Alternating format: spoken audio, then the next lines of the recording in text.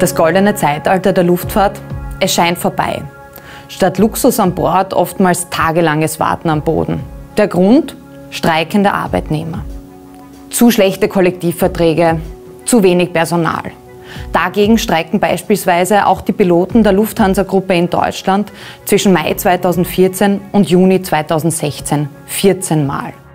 In Österreich ist Streik hingegen ein sehr seltenes Phänomen. Abgesehen vom großen Metallerstreik 2011 ist in den letzten 10 Jahren pro Arbeitnehmer pro Arbeitsjahr nicht einmal eine Streikminute angefallen. Müssen wir daraus schließen, dass es in Österreich kein Streikrecht gibt? Was bedeutet es dann aber, ein Grundrecht auf Streik zu haben? Mein Name ist Elisabeth Brameshuber und ich arbeite am WU-Institut für österreichisches und europäisches Arbeitsrecht und Sozialrecht.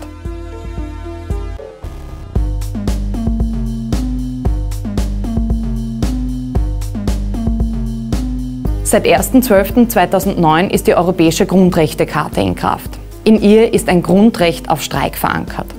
Ein solches wird seit kurzem auch aus der Europäischen Menschenrechtskonvention abgeleitet, die in Österreich in Verfassungsrang steht. Große Teile der österreichischen Arbeitsrechtslehre haben hingegen über Jahrzehnte hinweg vertreten, dass streikende Arbeitnehmer jedenfalls entlassen werden können. Ich wollte in meiner Forschung wissen, welcher Streik grundrechtlich geschützt ist und was dieser Schutz für den einzelnen Arbeitnehmer bedeutet.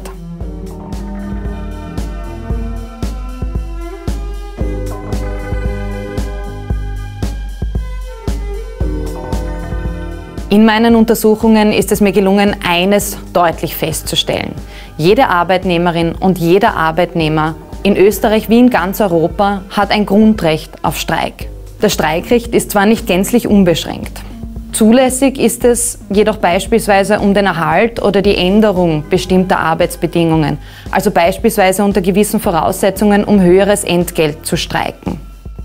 Während eines solchen Streiks ist der Arbeitnehmer nicht verpflichtet zu arbeiten. Wird er dennoch entlassen, verstößt dies gegen das Grundrecht auf Streik.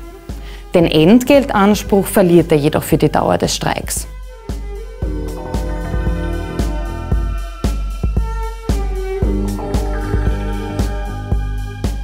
Nach der Grundrechtecharta ergibt sich der Inhalt des Streikrechts auch aus den gemeinsamen Verfassungsüberlieferungen der Mitgliedstaaten. In meiner Arbeit habe ich daher die Rechtslage in 7 Mitgliedstaaten miteinander verglichen. Möglich war dies dank eines Forschungsaufenthaltes in München. Dieses über den Tellerrand schauen und der Diskurs mit Kolleginnen und Kollegen im europäischen, aber auch im internationalen Kontext faszinieren mich übrigens besonders an meiner Arbeit. Gerade im Arbeitsrecht, das stark vom Europarecht geprägt ist, ist dies auch unumgänglich.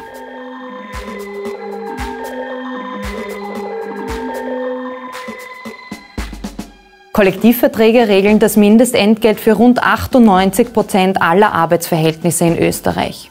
Dieses Mindestentgelt wird zumeist jährlich neu verhandelt. Der Streik kann dabei als Druckmittel dienen.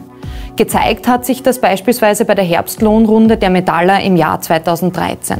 Erst die Erkenntnis, dass rechtmäßig streikende Arbeitnehmer keinen Entlassungsgrundsätzen gewährleistet, dass diese Kollektivvertragsverhandlungen um das Mindestentgelt tatsächliches Verhandeln auf Augenhöhe sind und kein bloßes kollektives Betteln. Dennoch bleiben Fragen offen.